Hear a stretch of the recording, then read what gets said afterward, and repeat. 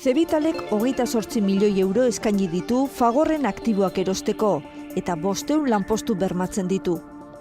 Gainera, Ekomak Txileko taldearekin akordioa daukala iragarri du Basauriko Edesa lantegia martxan jartzeko. Katak berriz asko handitu du hasieran egindako eskaintza. 42 milioi terdi jarri ditu orain mai gainean eta 700 lanpostu salbatuko lituzke. Algeriako taldearen eskaintza Sergio Treviñok aurkeztu du Donostian. Lehen Fagor etxetresna kooperatibaren arduraduna izan zen eta egun Bran Zebitaleko presidentea da.